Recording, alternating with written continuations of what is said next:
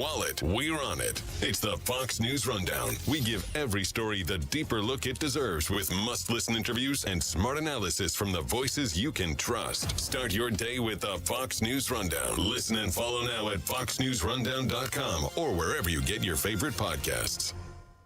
From the Fox News Podcasts Network. Hey, this is Trey Gowdy, host of the Trey Gowdy Podcast. Every Tuesday, you'll hear what's on my mind. Plus, every Thursday, there's a special bonus episode where we answer the questions that are on your mind. Make sure to spend your Tuesdays and Thursdays with Trey. Subscribe now at foxnewspodcast.com or wherever you download podcasts. Hope to see you.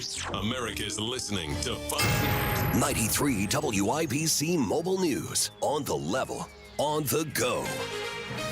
Weather may not be the prettiest this week. Fair skies and 63 degrees for now. High of 76 this afternoon. I'm Jake McDaniel. Here's what's trending at 11:03. Starting on Monday through early Thursday, there will be chances for rain and thunderstorms. Each day, as we're seeing a large low-pressure system that's going to be pushing through our region through the course of the middle of the week. Jason Puma with the National Weather Service in Indianapolis. He says the best day for rain and storms is Tuesday and again on Wednesday. The owner and director of a daycare in Brownsburg have been arrested.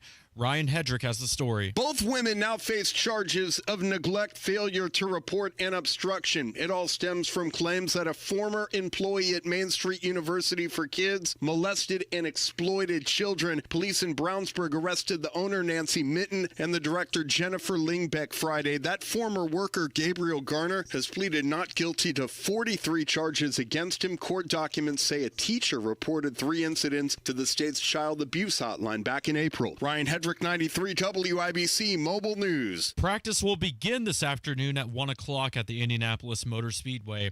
And Indiana Fever star Kielynn Clark will be there to wave the green flag for the Indy 500. Clark will be joined by Fever head coach Stephanie White and other team members as well. Average price for gas in Indiana is at $3.18 a gallon, says AAA. WIBC News Time at 11:04. Here's your forecast from the American Standard Cooling Weather Center. Partly cloudy skies become mostly sunny for today. High temperatures in the mid-70s. Winds not as strong as what we saw yesterday. Comfortable humidity. Tonight starting off mostly clear. On Wish TV, Storm Track 8 meteorologist Ryan Morse for 93 WIBC. I'm Jake McDaniel on the level, on the go, and on WIBC.com. Spring is here, and Dammons is full speed ahead with endless plant production of perennials, annuals, hanging baskets, roses, and planters. Trucks are arriving with fresh trees and shrubs. Dammons' friendly staff is ready to assist you and get you the help you need. So for any of your gardening needs, experience Dammons South on Emerson Avenue and Dammons West on Rockville Road. Dammons Lawn and Garden, Indiana's most complete garden center. What is 988? It's a way forward. It's a listening ear. It's whatever help you need, when you need it. The 988 Suicide and Crisis Lifeline offers trained crisis specialists, ready to talk to you 24/7. If you or someone you love is experiencing a mental health or substance use crisis in their life, call or text 988. Want more information? Visit 988indiana.org.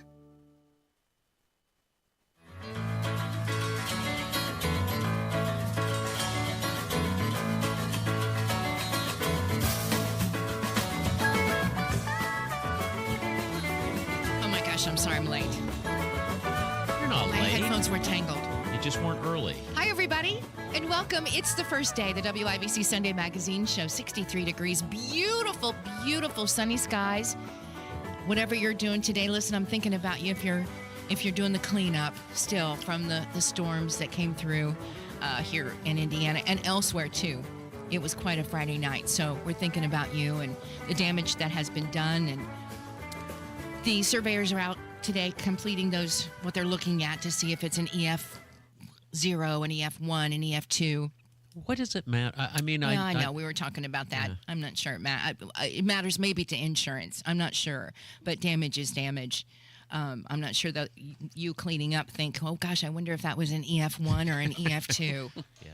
I don't know that you are. I'm Terry. Denny's over here. Hello, Terry Lynn, and don't forget our buddy Kielynn. Kielynn is here.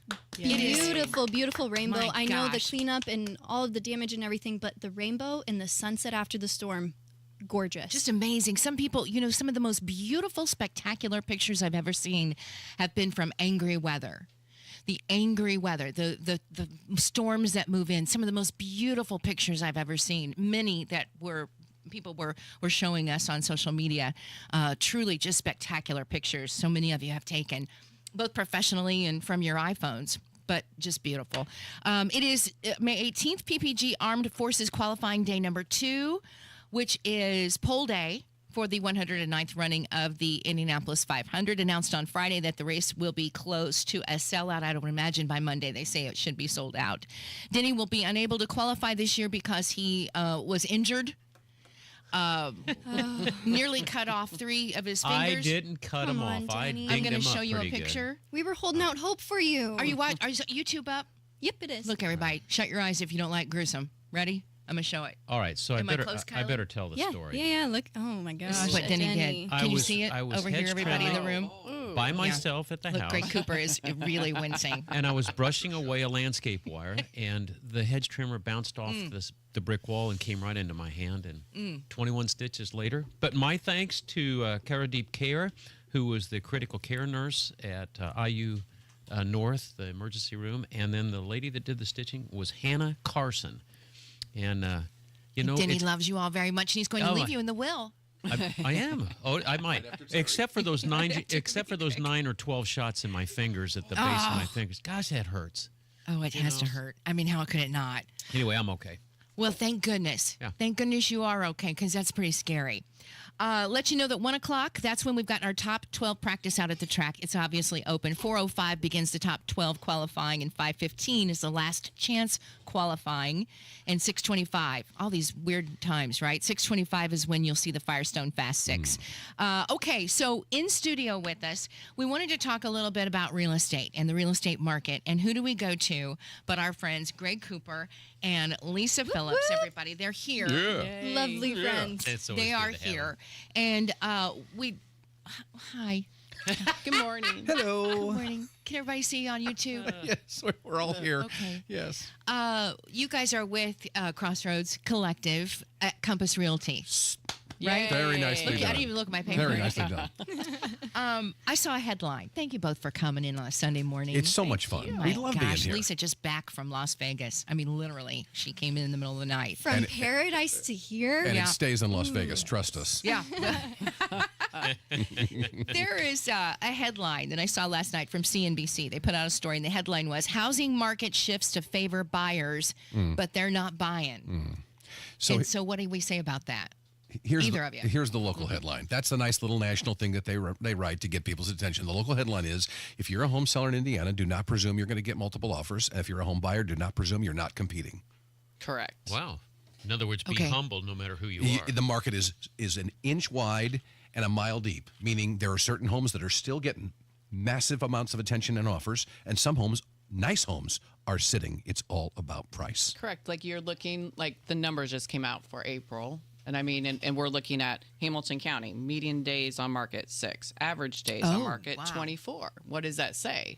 That some are going multiple offers again. Immediately. Right. But then some are not. Yeah. Like in that, and that's the perception. You don't know what you're competing. Gosh, I'm hearing about Broad Ripple. Broad Ripple talked to a realtor just recently, and she said that they're still having bidding wars. Yeah. For these little beautiful old historic homes in Broad Ripple. Still, people want them and will pay beyond what you're offering. But sometimes not. And that's the thing of you could put a house on the market and you think, oh my gosh, there's 20 people out bidding, and then you look Nothing. a week later and it's like, why is that house still sitting? And there's almost no predicting it. You have got to be so price and market conscious. If you're a home seller, put your home on the market, and you're sitting there 21 days, you're overpriced. It's as simple as that. So so now we're into the summer. Now kids are getting out of high school, kids are becoming, maybe Graduation parents season. becoming, maybe thinking of downsizing, or what happens about this time each year when we look at the history? We're still on peak. The last couple of years, last 2 years, since we started since the mortgage rates went up, The same thing has happened very similarly in each of the last 2 summers. We get past Memorial Day, and so much demand has been taken because people don't think they're going to be able to find a house. So lots of people buy earlier. And so what has happened in the last 2 Junes is that the market has gotten quieter. I mean, I had literally the same model of home a summer ago that sold $100,000 less than the same model a month later. One sold in May for X amount of dollars, one sold in June for $100,000 less approximately, because the market had softened by that point in time. We don't, and again, that's a specific home. We don't know what the market's going to do exactly, but generally, we have softened up in June and July in the last 2 summers because rates were higher and demand got expended early in the year. That's Greg Cooper and Lisa Phillips here. Denny? I'm just wondering about mortgage rates. We watch the 10-year treasuries in the financial world. How's it affecting you? Well, it certainly is. I mean, look, we're going to see minimum effect of the mortgage market where it is. If it gets into the 5s, that's when you're going to see a change in mindset. But we're not there yet. And I, frankly, with the uncertainty in both the way the media is reporting it and the actuality of it, I don't know where that's going to take or what that's going to take to get us there. It's just impossible to say. Move-up market good? Is it the entry-level market? Lisa, where are we? Well, I mean, right now, this is where it's like, okay, now we're in spring. Right. And I think now we're in month 2, really, where it's like, okay, we're in the spring market, the height of it. I think what's been interesting, personally, what I find interesting right now is that we're now a year into now this, let's say, buyer agent commission is being negotiable. Mm-hmm. And so I think... let's go ahead and explain that, because it used to be that you could have a buyer's agent and there was no contract. Well, no, that the commission, when a seller entered into your commission was with your listing agent. It was negotiated with the listing agent, and that was paid out at closing. Right, it was to split. The buyer's agent. Yeah, well, it was negotiated. But it's a lot different. And so now it's just you're negotiating with your own agent. And so what's coming out now is that that's kind of being negotiated. So the buyer's agent commission is being negotiated during the purchase of these homes. And so what I think the national media just released is that still sellers are pretty much paying buyer's agent commission, which is what DOJ did not want to see happen. But that's what the market... The market's still bearing. And again, this is what it's like flushing out. Again, everything is negotiable, which we always say, but it's still that the seller is bearing most of that. It proves that the market is smarter than the Department of Justice. And what's been interesting is that sometimes the seller's paying more to the buyer's agent to get their deal done, and sometimes they're paying less. It just matters again. And a lot of it is you look at days on market and who has to pay what to get stuff done. Lisa Phillips and Greg Cooper have joined us. They're real estate consultants with Crossroads Collective and Compass Real Estate. And we're going to be right back with them. We've got more questions for them. Absolutely. Sure. In fact, if you are looking at some of these developments that are popping up and wondering about how stable the prices are because of tariffs, I'm wondering about that and how that's affecting the housing market too, especially new builds. When we come back, it's 11:15. We're glad you're here. 93 WIBC. Greetings, Boom.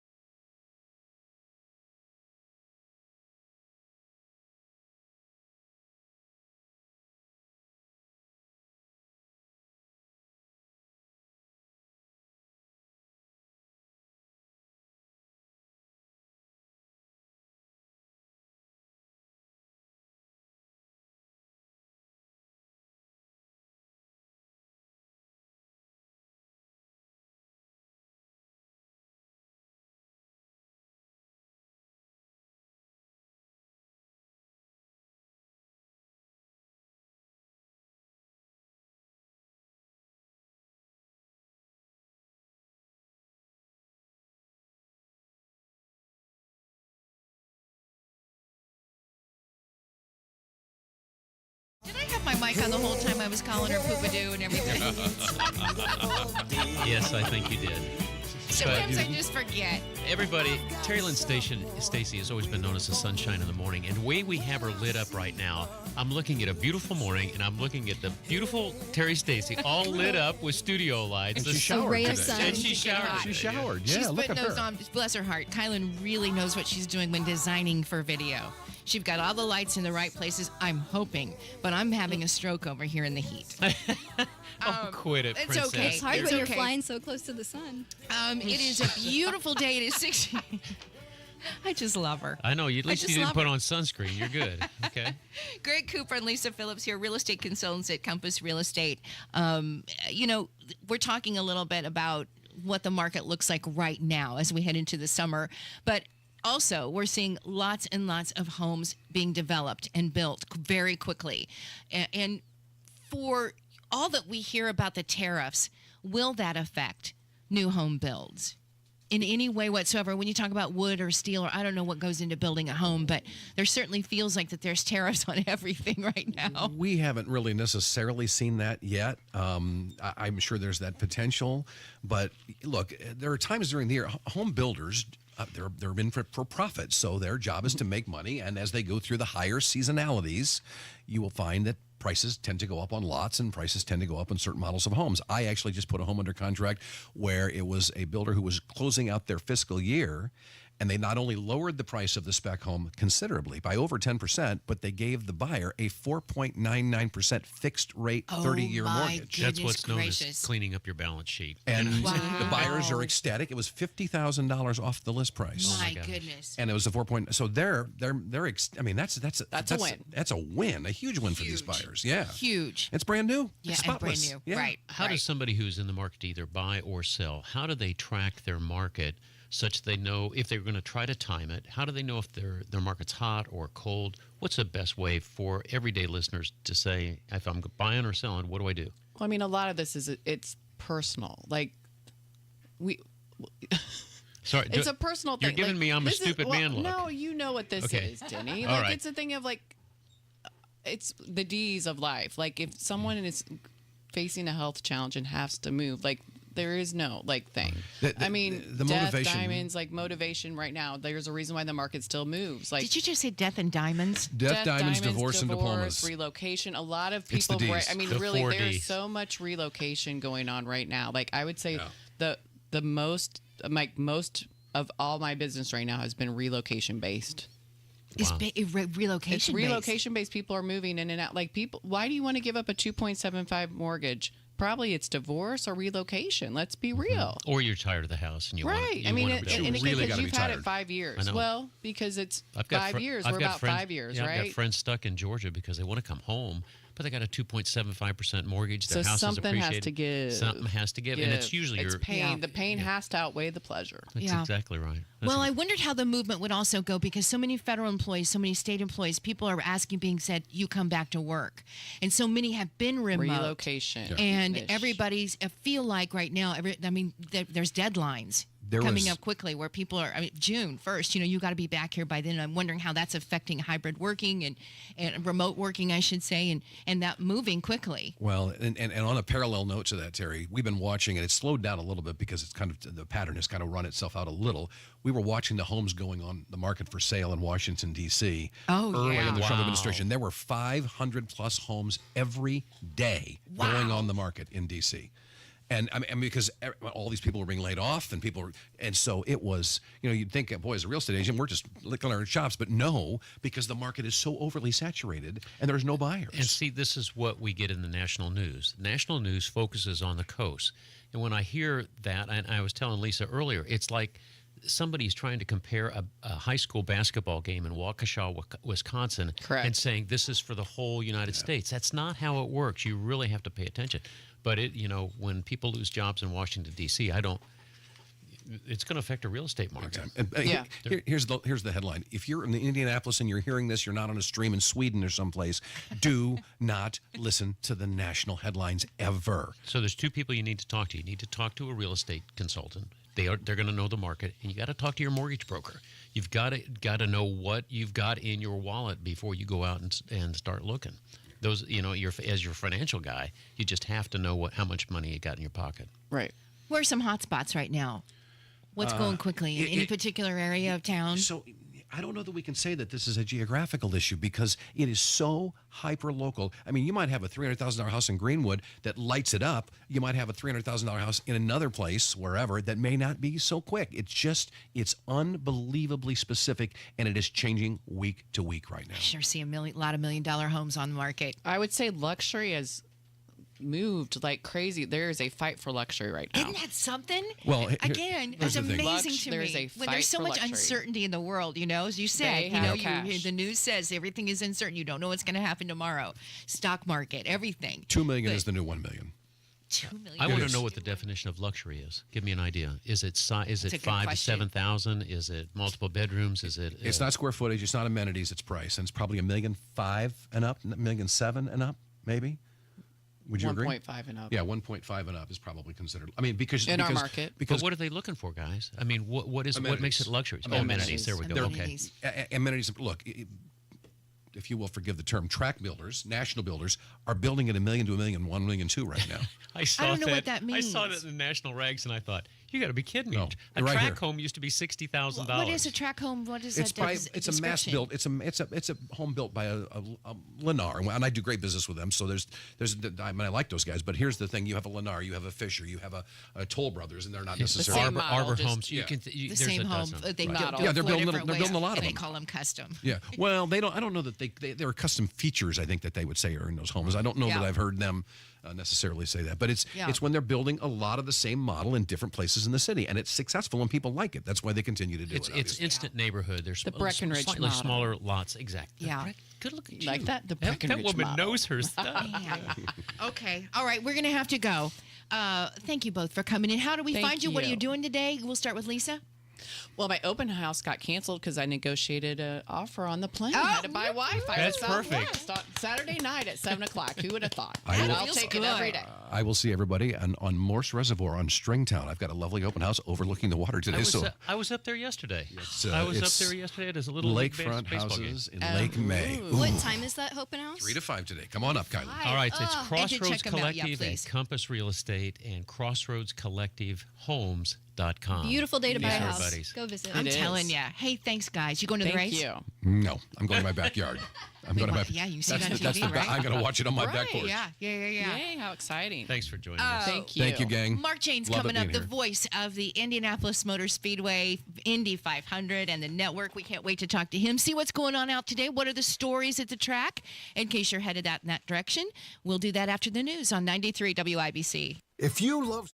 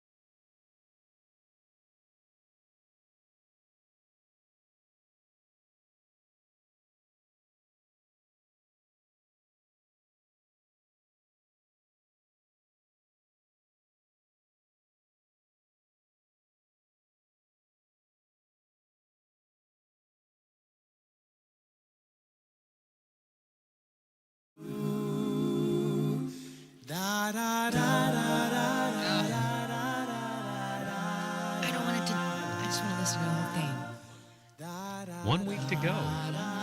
Poor Terry's going to start crying. Save it for the flyover. Never fails. Never fails. 11:34. It is a beautiful day, 64 degrees and clear blue skies. And the wind is down. The wind is down. It just is a perfect morning if you're out or headed out to the beautiful Indianapolis Motor Speedway. I wanted to check in because it's a big day out there today, and we've got with us on the phone Hall of Famer Mark Jaynes, the voice of the Indy 500 on the IMS radio network, also truly anchoring all of the NTT IndyCar races on the network. And Mark, thanks for being here. How's everything going out there? Did you hear how I responded to the request to be on your show?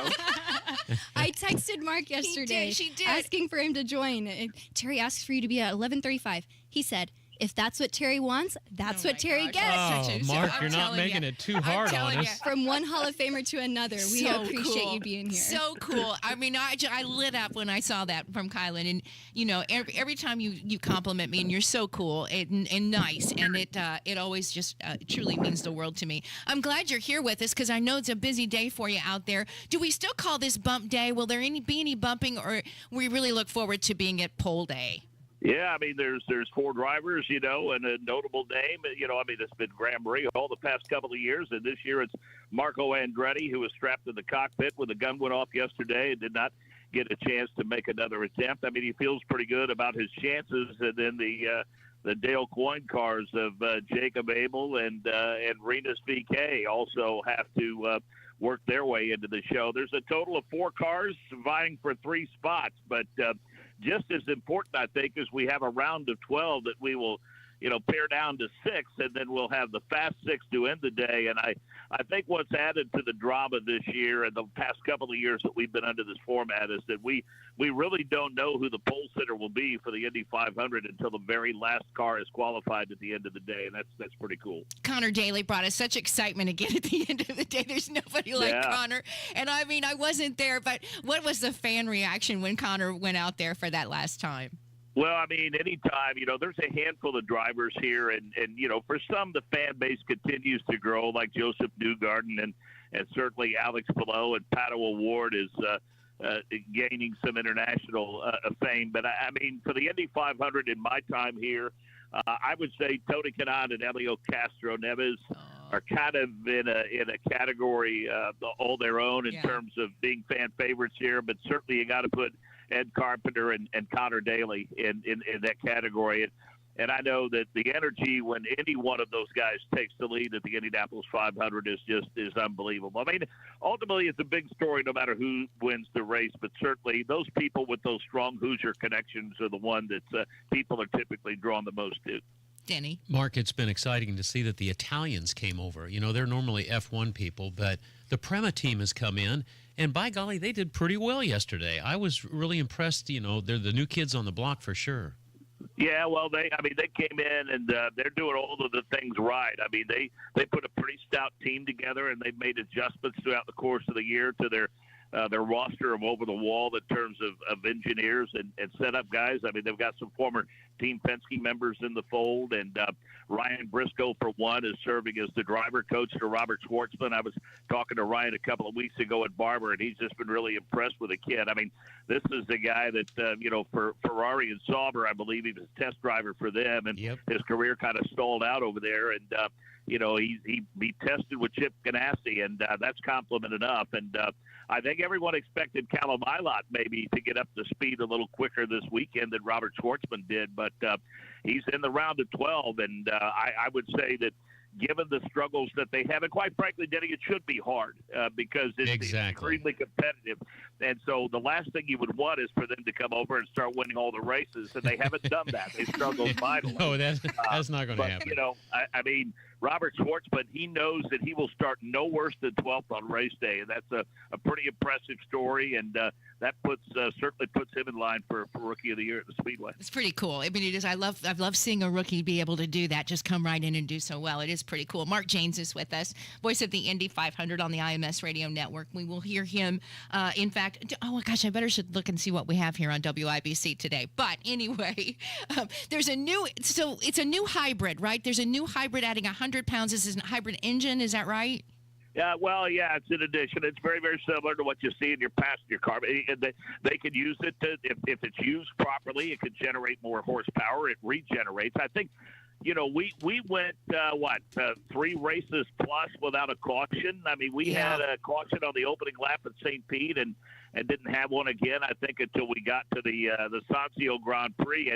And one of the byproducts of that hybrid is that they no longer need the AMR IndyCar safety crew to come out and fire them up. I mean, they have the capability, thanks to that hybrid, to be able to refire the cars themselves. And there's been a couple of times that's come in handy. And, some of those that are running behind Alex Palou might have preferred a caution, but Alex was thankful that hybrid's there and people could restart on their own. I didn't even know that part of it. But it does add weight. And what's I think is amazing, because I've been around so long, I remember when even the weight of a driver meant something, That's exactly right. But it hasn't slowed them down much, has it? I mean, they're still going, 230, 231, something like that, 233, something like that? Yeah, it certainly made the cars handle different, but I would say one of the tremendous partners that the NTT IndyCar Series has is Firestone. And, the hybrid didn't come on board, wasn't unveiled until mid-Ohio. The initial plan was, though, for it to be unveiled at St. Pete in the 2024 season. Now, what's good for Firestone is the fact that they had developed a tire compound with the idea in mind that the cars were going to be heavier. And so they were ahead of that game coming into the season. But now they did start to adjust the compound a bit to make things a little tougher in terms of the tire compounds the teams were using. Now, you don't have that issue here. You only have that on the road and street courses between what's called the alternate and the primary. But here at the Indianapolis Motor Speedway, there's no question.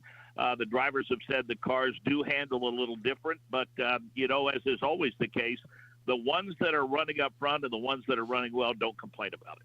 Mark, it looked to me like yesterday they kept a lot of downforce on the wings, and I think that with the winds lightening up, they're going to trim those cars up. I bet we can see 234, 234 and a half. I think it's going to be a fast day.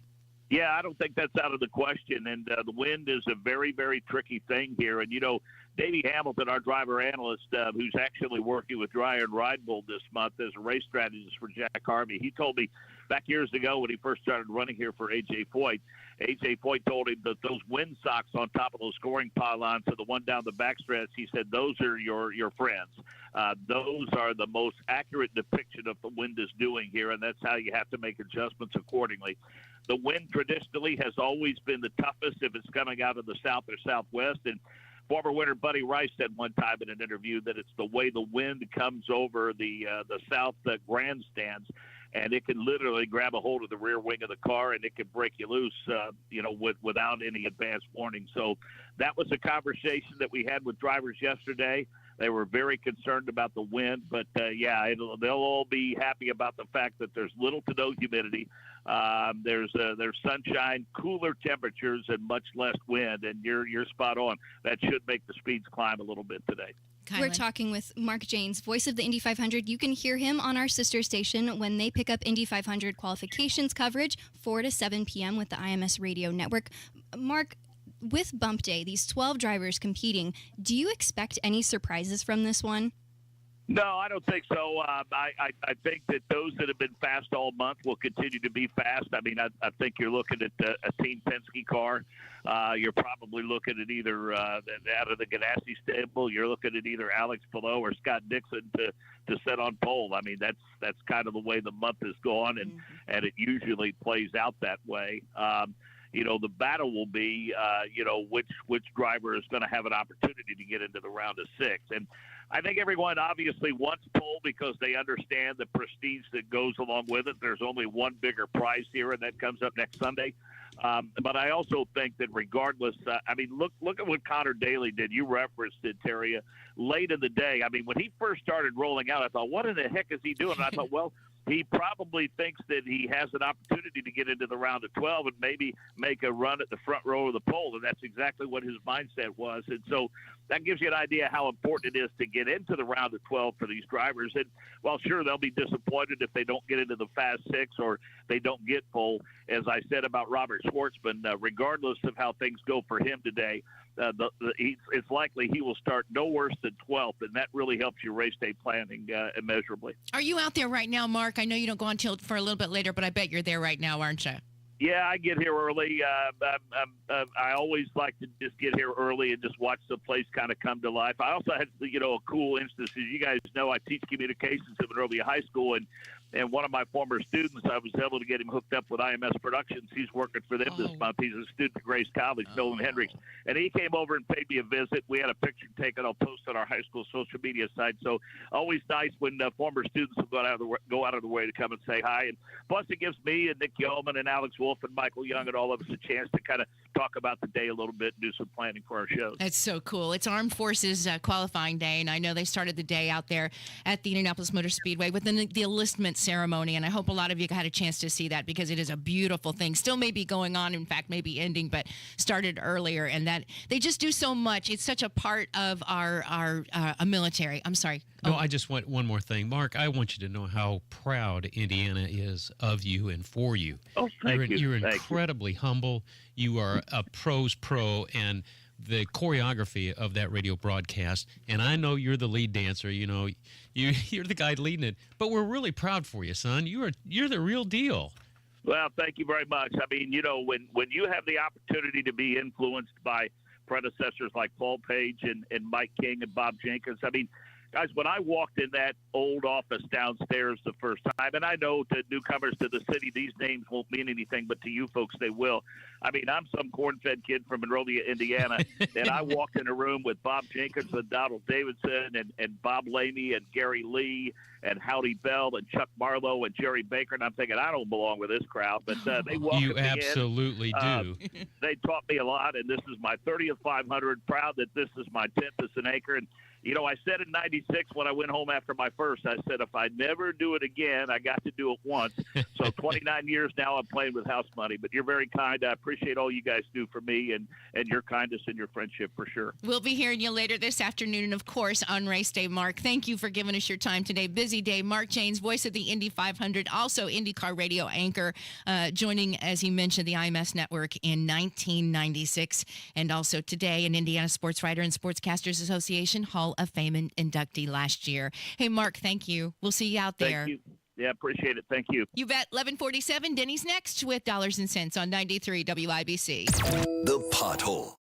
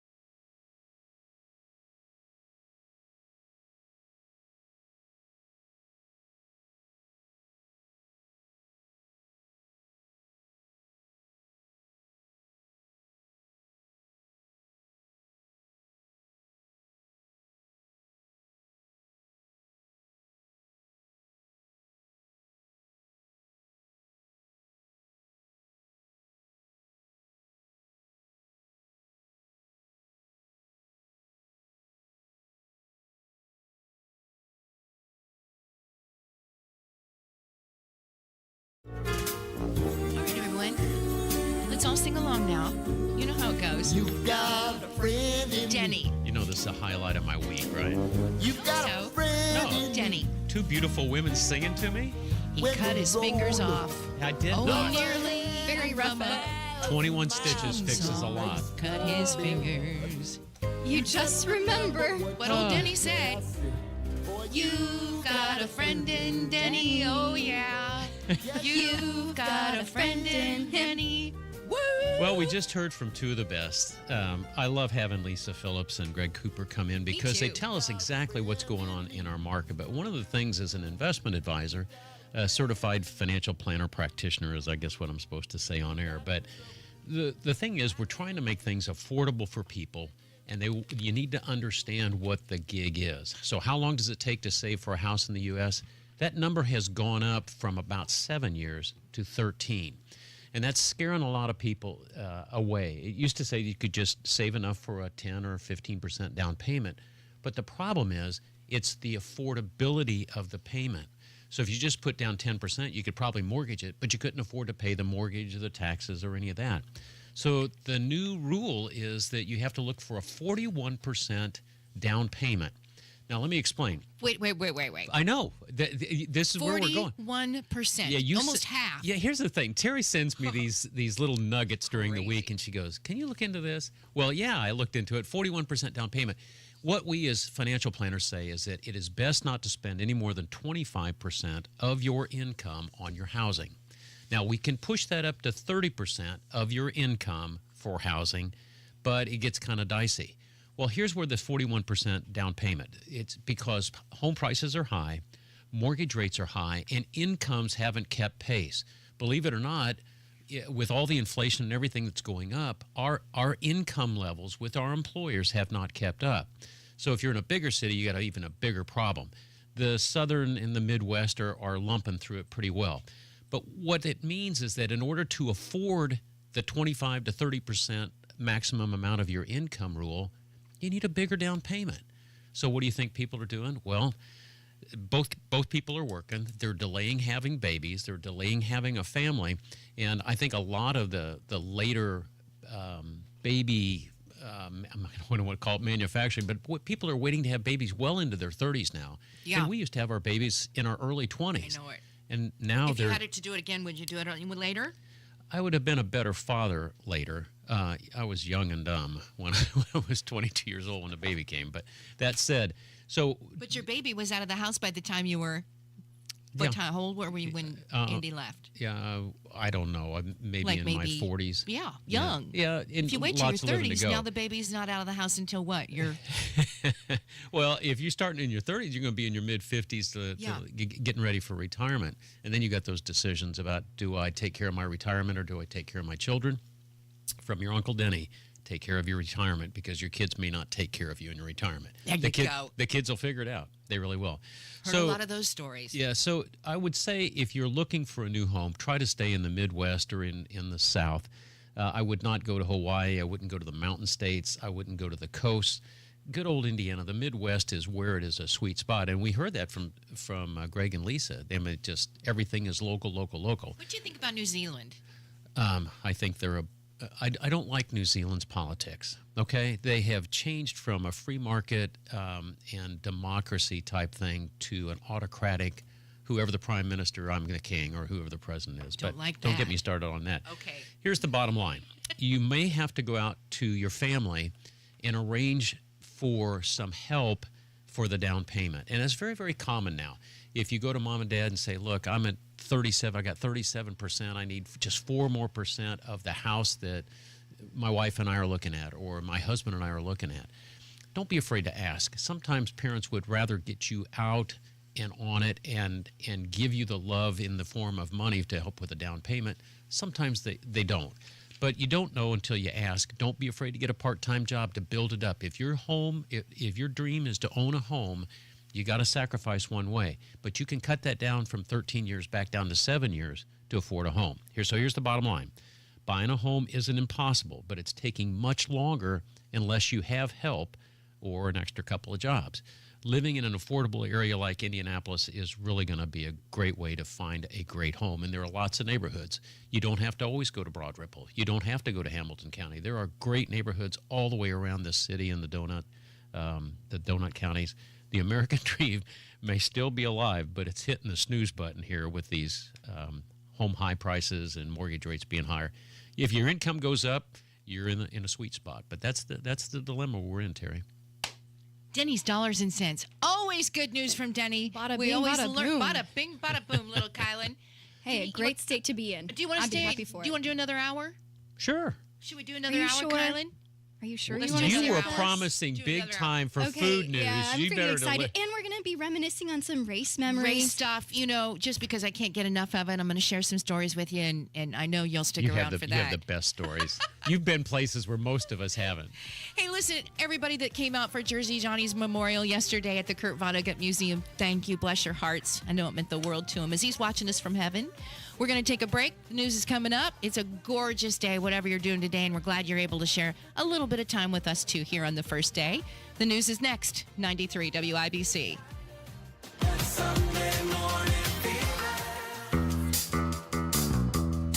Comcast Business is celebrating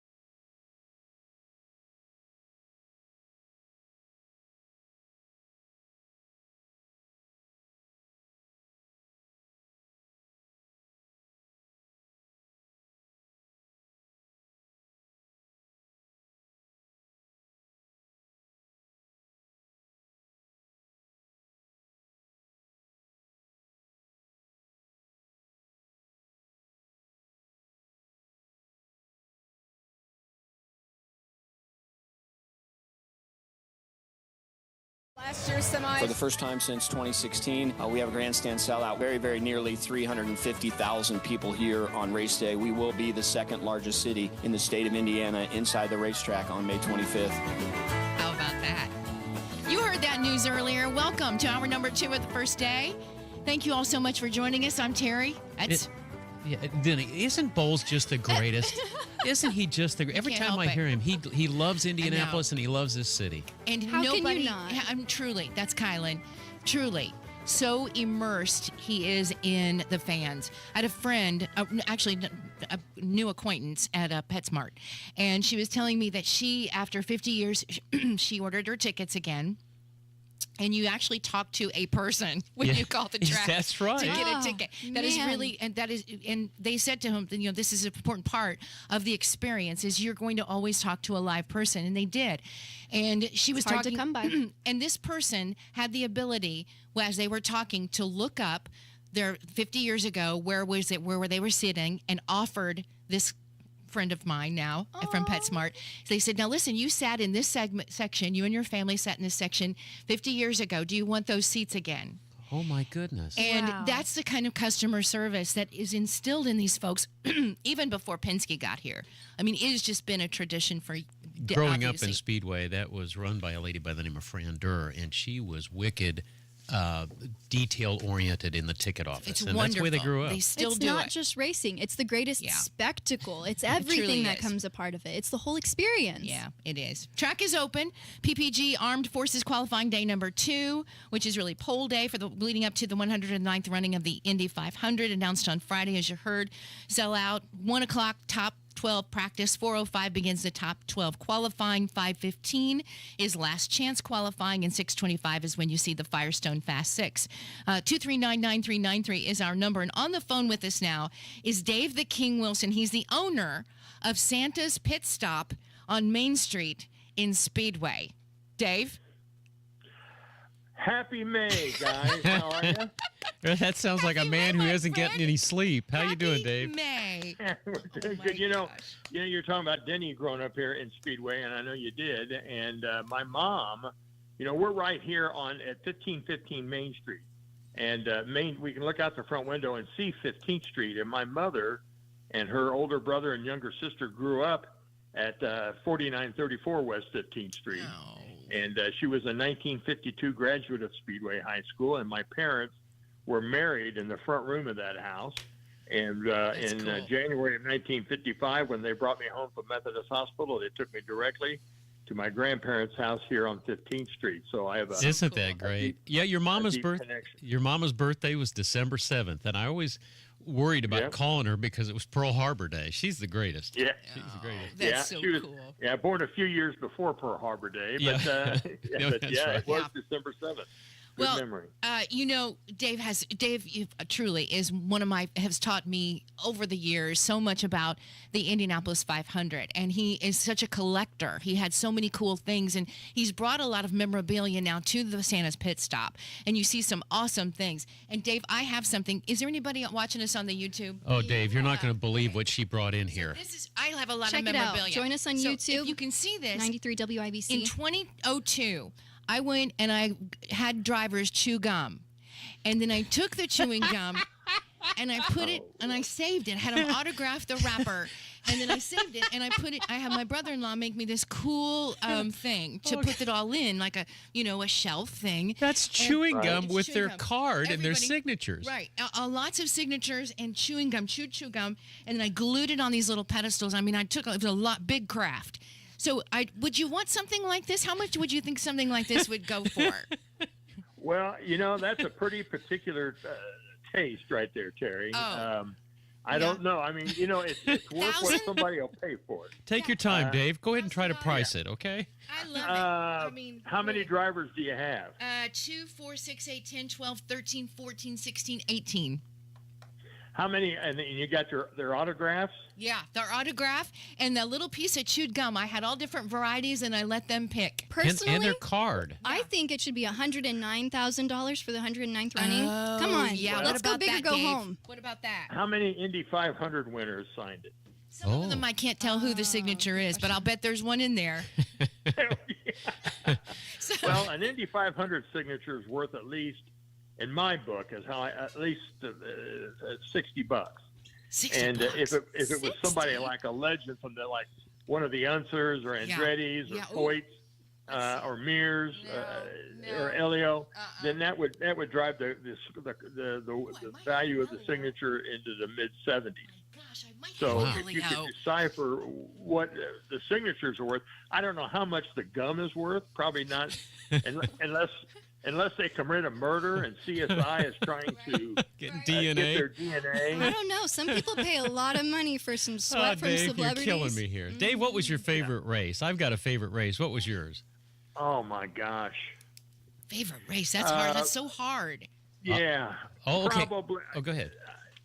Maybe 1982. I mean, they've all were so special, but the battle between John Cock and Mears, and knowing Gordy's determination to win, he was going to win or crash.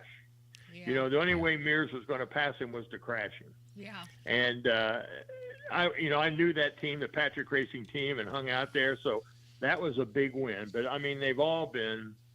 I mean, there's so many memories. I've been to 56 500s. Oh, days. And I went to the track the first time in March of 1963, and my dad and I walked up into Grandstand D and to see a tire test, and Eddie Sachs went by in a red and yellow Red Ball Special front engine car, and it was just unbelievable, and I've been hooked ever since. So, there's just so many memories, but probably 82, the thrill of that. But there's been so many thrilling races each year. It's very exciting. Dave, I have a John Cock story for you. Ready?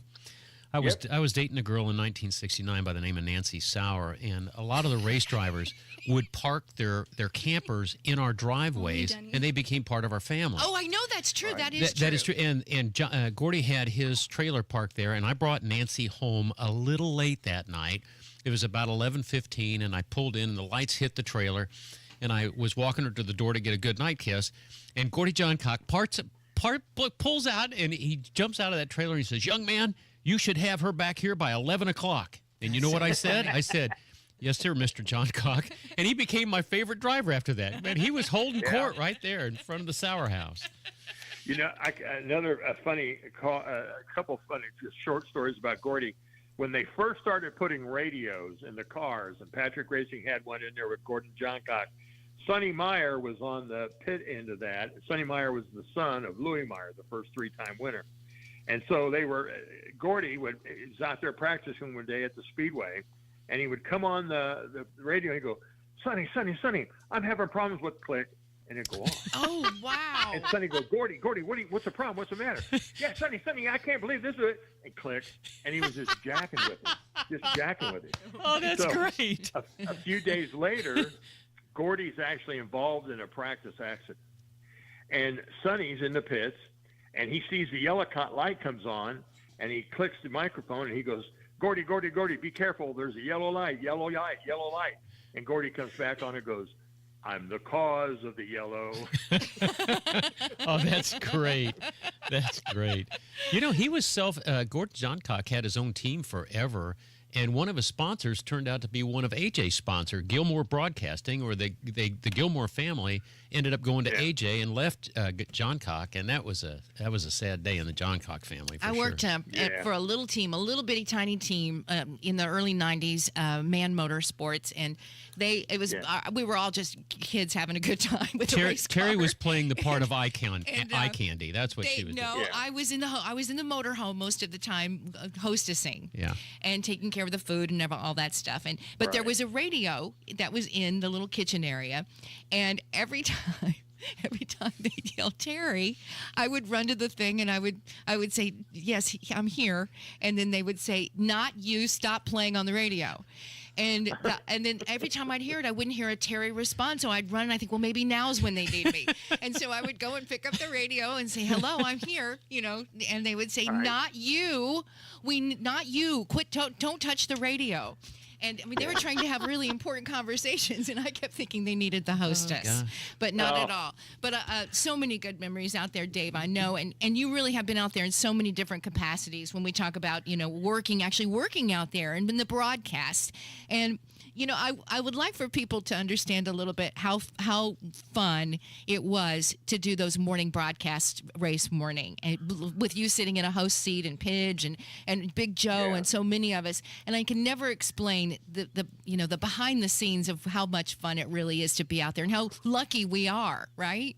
Right. I mean, for all those years, I started off helping the media center and being a part of the media center. And then Bob and Tom, I was on Bob and Tom for years and did things. And then for 14 and a half years, I was part of the WIBC broadcast, and those were great, doing the morning shows and just going to driver and having all these different experiences, and having you out and Big Joe out walking around, getting interviews and that kind of thing. And then, the last, for 13 and a half years, I was always with Donald Davidson for the Talk at Gasoline Alley, and then doing the drive home show with Donald. And there were so many memories of that. One of my favorites was 1999, and Robbie Gordon was driving for John Menard, and he had the race won, but he was running low on fuel. And rather than run out of gas and finish at the very end of the pack, they pitted with just a few laps to go. Robbie pops back out, and Kenny Brack ends up winning the race, and Robbie finishes fourth. So the race is over, and we're sitting there in front of the garage, Donald and I and Scott Johnston, and we're talking, and all of a sudden I look up and I say, here comes a really dejected Robbie Gordon in a T-shirt and jeans, just kind of slaundering down through the garage area all by himself. And I looked at him, and he looked at me, and I kind of motioned for him to come over and sit down. And he walks over, and he sits down with Donald and I, puts the headset on. We go, here's Robbie Gordon, and he says, fourth place sucks. Oh. Man, it was just so heartbreaking. You could just feel the heartbreak that he had. I mean, he had won that race. He had it run it just for short of a couple of gallons of fuel. But just being there on race morning, the excitement. I always like to be in the grounds before the aerial gun went off, signifying the opening of all the public gates. That was always kind of a special deal time for me that I wanted to do. Me too. It's a very special time to be there. And then as you watch the track kind of come to life that early morning, it's really, I'm very, very grateful that I've always had those opportunities, and my best memories out there. And I've had a lot of good ones, but it's always the memories of being with you all, starting race morning on WIBC. It just was very special. We're trying to figure out, we're about 35 years now into doing that morning broadcast each and every race. So about 35 years, I think. And, it's just for first timers, before we let you go, Kielynn, can I ask one more question? Yeah, of course. For the first timer, we always talk about how many people, have been there 50 years or 40 years or whatever it is. But for that first timer, what is your best piece of advice of experiencing the Indy 500? Maybe a piece of advice on how to really enjoy it and what you can expect.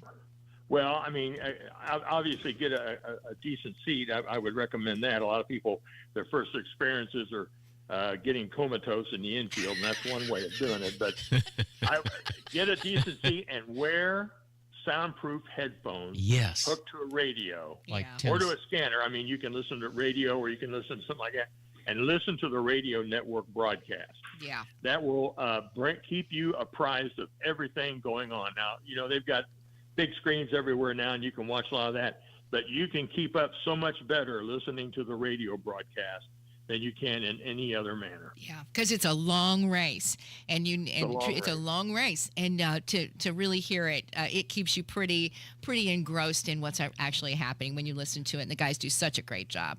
Okay, Dave, listen, please go ahead. No, the guys on the radio network do such a fabulous job, and I mean TV does, and Fox is doing a fabulous job too this year promoting the whole series, but. In 1911, in 2011, not 1911, but J.R. Hildebrand crashed on the last lap. Fourth turn. And Dan Weldon won his second. And after the race ended, everybody screaming, where's J.R. Hildebrand? Where's he at? Where's Hildebrand? And TV was running around trying to find him. Well, I thought, if I was J.R. Hildebrand, I'd have gone straight back to the pits to apologize to my crew. And so I was working in the garage area. I went ahead and went to the Panther Racing pits where Hildebrand was, and that's where he was. So I was the first one to find him. So sometimes the guys in the radio have a little more background and a little more knowledge than the producers doing TV. You're absolutely right. Hey, Dave, you're the best. You're I hope one you'll be one open. of the good ones for sure. For sure. You open race day? Well, not race day. We'll be here every day except for race day throughout the month of May. Okay. Santa's Pit Stop on Main Street in Speedway. Watch them on social media. Right Dave next the to King Fun Muscle. Days. Right After next ice to cream, Fun you can Days. go to Dave's. There you go. Dave, thanks very, very much. Give Becky our best, and we'll talk to y'all soon. All right. See you guys. We'll take a break. Yeah. Oh, gosh, it's 12:21. Oh, yeah. Okay, bye. Tony Katz. Rob Grunk.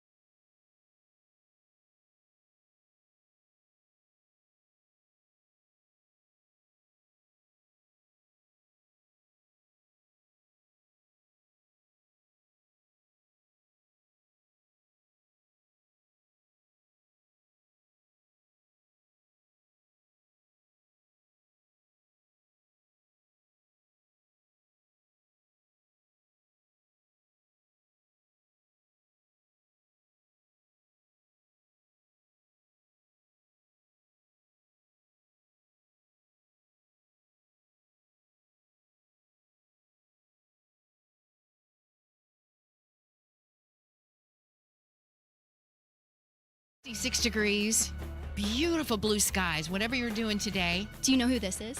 Oh, no. Elenium. They're going to be the Snake Pit. Oh, this is the band, Headliner. headliner? Yep. A good one. I'm There are- excited. There are motorcycles everywhere on the circle. Oh my gosh. Lining it. Yeah. I was just looking ahead to the weather. It looks like it's going to be much like, I'm hoping, fingers crossed, on race day. It looks like this is going to be it. So if you're coming down to the parade, it looks like it's going to be maybe around 70 degrees, sunny skies, looking again this far ahead. And then race day looks to be much like what will be today. Terri Lynn will be calling the race from the parade route. Do Yeah. you know where you're assigned yet? Not yet, but Not you yet. all will be here, and you'll be downstairs here. Probably on on the Monument south Circle. side, looking right straight down Meridian Street. Yeah, great spot. So the Home and Garden Show will broadcast the entire parade. You'll have to come on over and join us Saturday. before you have to It's take your so perch. fun. Yeah, I hope so too. We were talking about the weather that has happened on Friday night and how hard really Kentucky and Missouri and so many others, including at least 23 people dead is the last number I saw. But here in Indiana, at least 5 hurt and more than 75 homes were damaged in Monroe County. Again, they're still surveying and trying to figure things out, and those numbers I'm sure will change. In Brown County, 1 horse died, several others injured at Horseman's Campground, for those of you that have gone down there in that area and been a part of that fun. But people in Animal Learning Services, called PALS, they also received significant damage to their barn and pasture in the storms. PALS confirmed on social media that their staff and horses are safe. They're grateful for the support and the help with the recovery. But if you're willing to help them recover in any way, your time helping repair fences or donations or supplies or equipment or anything else, they ask you to contact them through disasterhelp@palstherapy.org. So even the animals affected too down in this area where there is so much damage and more. So a lot of you cleaning up today. It's at least a good weather day for you. Even in Hamilton County, I think just in the I southern saw part of Noblesville Westfield. too. In Noblesville, they were showing They pictures. they blew siding off, shingles Yeah. off, and so what's really neat is that's when neighborhoods come together. They hire one person to do all the roofs, one person to do all the siding. I love it when neighborhoods come together like that. I do want to mention, looking ahead to this week, it looks like we are going to have some rain. And for those of you that all signed up for the handlebar competition that goes on, the handlebars that you see down here where everybody's sitting on the outside and Right. pedaling like crazy, we've got a big event that's on Tuesday, The beginning at Handlebar 11 Hot o'clock. Lap. Handlebar Hot Lap. Watching the weather. Just stay in touch with everybody because it looks like we are going to have some weather that moves through. So don't cancel plans yet, but just know that it looks like that may be a rainy day, one of our rainiest. So just keep in touch with Indianapolis Downtown Inc. because they're the good people that, by the way, put that together. What else do we need? Oh, we got to go. We're having too much fun. I got to. We'll be back. As News is LD next. said, and we just need more time. More Right. time. Oh, Kielyn's going to do a film thing. Yeah. Next. After the news. Thanks for joining us. Oh, and for Life watching. can be full of risks. One thing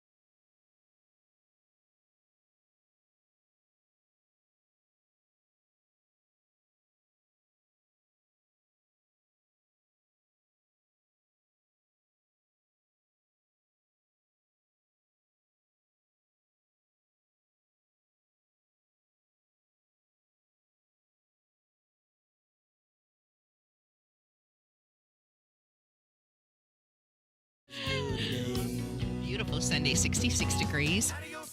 12:36 is our time. Going to be starting here about 20 minutes, I guess, out at the Indianapolis Motor Speedway, top 12 practice. This is first day. I'm Terry. Denny's here. Kielynn, too. A lot of great things have been happening around the Indianapolis area. And last week, I had the honor of hosting the blue carpet for the world premiere of When Everyone Swims. They had it decked out with a whole swim lane, pool. They've got the swim caps, everything. This world premiere of When Everyone Swims, it had 2 Olympians, Lily King, you know her well. Oh, yes. And then also the 2-time gold medalist, Kielynn Jones. He was also there as one of the speakers. They both were part of this message in When Everyone Swims. And here's a little bit of the conversation that happened on that blue carpet, so then you guys can get a little bit of that too. Let's start off. Lily, talk about the importance of bringing swimming to more of the community. It's a great thing to bring swimming to not just more of the swimming community, but the actual real full community. So, bringing swimming to the forefront, and also I think bringing water safety into talks is always something that's so big, because swimming saves lives, and it's one of the only sports that does save lives. So I think that's something that is so important to mention, and something obviously I'm a big advocate for, but anything that's going to be supporting water safety, I'm big on. Can you recount the first moment that you remember of your time in swimming? No, actually, not at all. I mean, I really remember being in my uncle's pool. As long as I can remember. So it has really been my whole life, and I think water safety is something that I take for granted, because it has been a part of my entire life. But I think that's another thing that's going to be so great about what this film brings to the community. What was the turning point for you in your journey that went just from swimming to I'm going to go all in? Was there a turning point? Yeah, I would say so. And as cheesy as it sounds within my career now, I won a state title when I was 12. And that was I'm good at this. That was my first real feeling of my hard work has paid off. I can do something in this sport, instead of just kind of the happy-go-lucky kid going to some practice. And then now being part of this film, When Everyone Swims. Lily, this is such an exciting thing, and I'm so happy that you're here, a part of the world premiere. I'm ready. I'm excited. I'm so excited to see a swimming film. That's something that we don't get. So, you see all these baseball, football movies, but we finally get a swimming film. So I'm very, very excited and can't wait. Thanks, Lily. Lily King, Olympian, a gold medalist and world record holder. Let's turn to another Olympian that was part of this conversation. 2-time Olympian, 4-time medalist, and still a current world record holder. Kielynn Jones. Kielynn, you are one of the voices chosen to be part of this conversation in this film. Why is this conversation such a pertinent topic? For me, I'm a byproduct of all of the things that this, documentary is really about. I nearly drowned at the age of 5. I became an Olympic swimmer, and my life ever since the gold medal has been trying to get kids to learn to swim and to break generational barriers. And so, I've been thinking about it. I've been on a world tour. It's International Water Safety Month, and I'm the water safety guy. So I'm always really trying to figure out ways to push the message further. And now that we have a documentary that literally tells all of the different stories from different perspectives, that's going to help so much in this narrative. From nearly drowning to becoming an Olympian, can you recount one of those first moments when you ended up learning to swim? Yeah, what I always say is I would never want any parent to be like my parents. I was 14 years old, and my parents were recapping what happened to me when I was 5. I came home from practice one day. My coach pushed me really hard, which is what coaches are supposed to do. And I was having all of these now we know the words, anxiety attacks. And they explained it to me, and I'm like, oh, I almost died that day. And it took me 5 different teachers until I started feeling comfortable with the water again. So I empathize and sympathize with everyone that I try to teach to swim. And it's really kept me in the sport as long as it has, is watching people break that fear and jump in the pool and have fun with it. Being this water safety guy, what is the importance of water safety education that is shown through this film? I think for a lot of, especially parents and guardians, we always think about it, and I say we because I have a 5-year-old, and I got him in the water at 6 months, because you can't be the water safety guy and not, practice what you preach. So my son was in the water at 6 months, and I've got to tell you, every day are we going swimming? Can we go swimming? Can we go swimming? Because he's never had a negative experience. I know what it feels like. When I nearly drowned, I was terrified of the water. And it took 5 different teachers until I started feeling comfortable again. I never want to see other parents do that. And we know kids love to be near the water. So this documentary, this story is going to hopefully break generational barriers where we see people that say, oh, no, the water's here for me too. I can do this too. It's not just a great sport, it's a life skill. Finally, you've had so many exciting times in your life, being an Olympian, a father, but how exciting is it to be at this world premiere of When Everyone Swims? Listen, this film is going to be amazing. Not only are you going to get to see myself, you're going to see Lily King, you're going to see Marissa Crya. We're going to have a really in-depth conversation about what's important, access, getting in the pool. And most importantly, this is not doom and gloom. This is about having fun, getting in the water, enjoying it. Because you know how good vacation is when you're comfortable around the water? Amen. Vacation is so much more fun when you can have water safety on your side. WhenEveryoneSwims.org is the website for that film. You can request a private screening at your school, at your club. This is a very important film, and it's more than just a movie. It's a moment. It's a movement. Let's make it happen. Absolutely. WhenEveryoneSwims.org. And I'll post the full podcast with all of the interviews with the director, the editor, some of the partnerships. I'll have that full thing for you on WIBC.com on First Day with Terri Stacy. All right, let's take a break. Want to do a little food news coming up? Yeah, let's get to some food Sign news. me Hey, you know what? You betcha. Let's lead into it a little bit because I have a whole lot planned for you. Can I just plan your week out? Yeah, How about please. that? Okay, My so whole week? We mentioned Tuesday. Yep. Yeah. Tuesday. Handlebar, Hot lap with hot the one, yep. handlebars on the circle at 11 a.m. Pre-event ceremony start at 10:45 with the Ooh. national anthem. Gonna change my calendar. I'll be there emceeing that one with Kristen Airy. The IMPD versus the IFD at 10:55. Okay. Wednesday.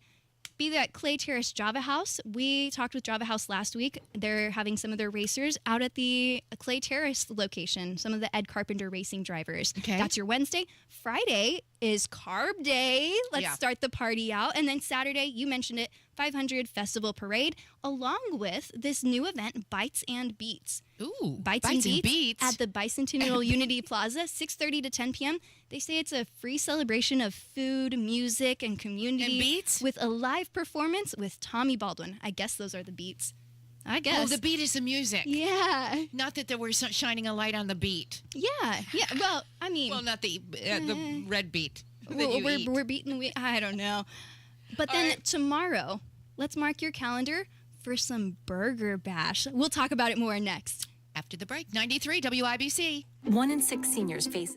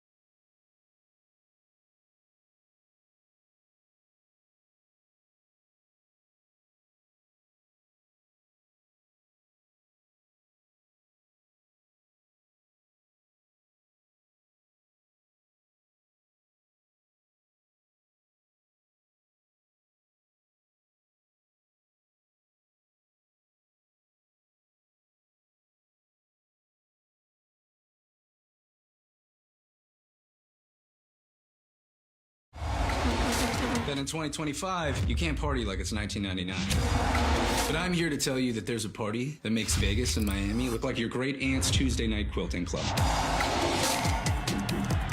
Let's talk numbers, shall we? 33 of the fastest human beings on four wheels. Speeds hitting 240 like it's just another Sunday drive. 350,000 people locked in and losing their minds. It's a rock concert meets a rocket launch meets a gladiator battle in the middle of spring break. It's part race, part party, part... Did that guy just paint his chest like a race car? The track, controlled chaos. Everywhere else, just chaos. Glorious, beautiful chaos. So if you're looking for a quiet, relaxing Sunday, keep scrolling. But if you want in a 109-year-old tradition that still rages harder than half your group chat, well, you better believe it's going down right here.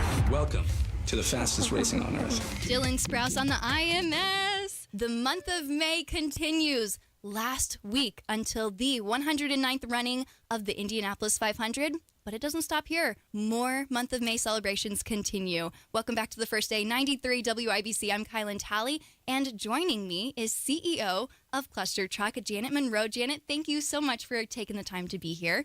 Thank you. Thank you so much for having me. We're going to talk about the 2025 Burger Bash. It's in partnership with Kurt Cavan and Kevin Lee and Jackson Lee Racing, of course, but delivered by ClusterTruck. Let's start it off. This is an event happening tomorrow, Monday, May 19th, 5:30 to 8 o'clock at the Indianapolis Motor Speedway. Tell us what people can expect when they go to the Burger Bash. Yeah, we'll be at Gate 1 for the Burger Bash. You'll see IndyCar drivers at the event. Just bring a lawn chair. And we'll be serving ClusterTruck meals. You can order from our kitchen. We'll be delivering there. There is a VIP section as well, but it's free and an open event for all to enjoy, kicking off race week. Oh my gosh, how are we already 7 days? It's been a crazy month of May for myself. I'm assuming for you guys too, especially with your signature burgers that you've had. Tell us about these signature burgers that you guys partner with to have for only exclusively the month of May. Yes, we had so much fun last year. It was the first time that we were part of Burger Bash, and we came up with 3 signature burgers to kick off the event, even before the day of Burger Bash, in order to promote it and to sell signature burgers, donating a proceeds of those sales to the IU Simon Comprehensive Cancer Center. So we are off to a great start this year again. We've raised over $1,000 for their cancer research project. We're hoping to get to at least $3,000. So people who have been to the Burger Bash in the past, what are some changes maybe that people can expect for this one? Well, we switched up a couple of our recipes. Connor Daly added some mushrooms to his burger. And Kevin Bowen really likes bacon, so he did 2 kinds of bacon on top of his burger. And the issue was that Jackson Lee's burger was voted the favorite last year, so they're a bit competitive. That's fair. Is voting still for this year too? It wasn't an official vote. It was just at the Burger Bash event, we all kept hearing how Jackson Lee had the best burger. So you know what? I'm going to show up and give some kind of credit to KB in some fashion. Be there for him. There are some drivers that come to the event. Do you guys know of any that are scheduled right now to be at the Burger Bash? Definitely Connor Daly and Jackson Lee. I'm not sure about the others. I know maybe like Rossi and some other drivers have been there in the past. And heck, it's at the IMS, so you never know who's going to pop by. What was your favorite part about the event? What's been one of the best things about having this Burger Bash?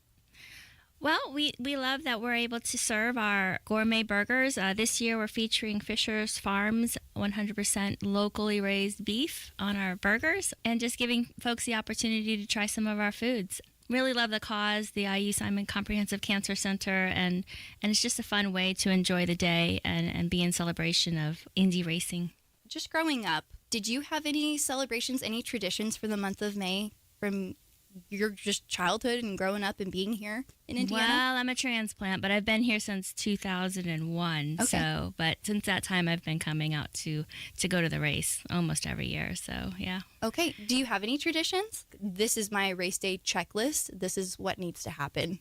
Well, Burger Bash should be on everyone's checklist. I love it so much. We are talking with CEO Janet Monroe of ClusterTruck, friends of the station, friends of Radio 1. You need to try these burgers. And if you haven't tried them yet, the Burger Bash is the way to go. Tomorrow from 5:30 to 8 p.m. outside of Gate 1 at the Indianapolis Motor Speedway. Gate 1 is at the corner of 16th and Crawfordsville Road. be there. It's a free event for people to come and just enjoy. And like you said, bring a lawn chair. I would like to pivot, though, to ClusterTruck because you guys have done a lot in the past few years. From talking with you, I think in 2023, ahead of expanding and franchising. Tell us a little bit about that and some of the moves that you guys are looking to make. Yeah, so the original concept for ClusterTruck was to be a ghost kitchen, delivery only. And we've changed that within the past couple of years. We've opened up pickup to all of our locations, and we've also added, we were always supposed to be just, a ghost. No one knows where the kitchen is necessarily, and it's not important. We've changed that and flipped it on its head. We've added a mural to our Broad Ripple location and some proper signage, and we've revamped the pickup area for our Castleton kitchen. We're adding signage there as well. We worked with a local artist to add that mural in Broad Ripple. Zach Lowe, yeah. So he's been great. Any new menu items that you guys are maybe looking to be adding in the next little bit? Yeah, so we launched the Southwest Wrap last summer. And then we took it off the menu, and we heard about it. So we're bringing it back again for this summer. Oh my gosh, it was so good. It's so thankful that you brought it back. Oh my gosh, the Southwest. Oh, we are bringing it back, and we've been bringing on limited time only cookies at about the pace of once a month. We bring on a new flavor, and we sell them until we run out. What kind of flavors have you had in the past? What can people expect? Lemon blueberry, red velvet. Oh my gosh. White macadamia nut. Okay. It's a current. And then I don't know what's coming up. It's a secret. I guess you're going to have to stay tuned and find out. We have something called the Big Cookie Club. So if you want a cookie delivered with every single meal that you ordered, it's only $5 a month to be part of the club. And we always have chocolate chip cookies on our menu. So if the limited time cookie is sold out, you'll get a chocolate chip cookie with your order. $5 a month? $5 a month, and you're part of the Big Cookie Club. Explain this again. When you order with ClusterTruck, then you automatically just get a cookie added to it? Uh-huh. Every single order, you'll get a cookie if you're in the club.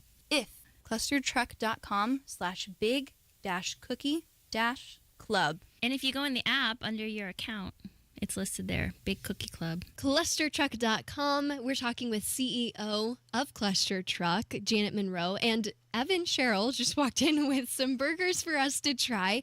But before we get there, Janet, anything else that you would like to mention about ClusterTruck, Burger Bash, anything? Yeah, well, the most exciting thing that we're working on is our growth plan, and that's through franchising. We have a website set up that tells you all about it, ownaclustertruck.com, if you're interested in ClusterTruck coming to your community. I could own one? I'm bringing one to my hometown. There you go. We're doing it. That's awesome. Own a ClusterTruck.com. Yes. All right. As Denny helps Evan pass out some of these burgers for us to try out, what was the process like for these drivers and Kevin Bowen helping make these signature burgers? We had them into the kitchen. They were working with head chef Epsy. They were right there on the line. Yeah. Did you say head chef?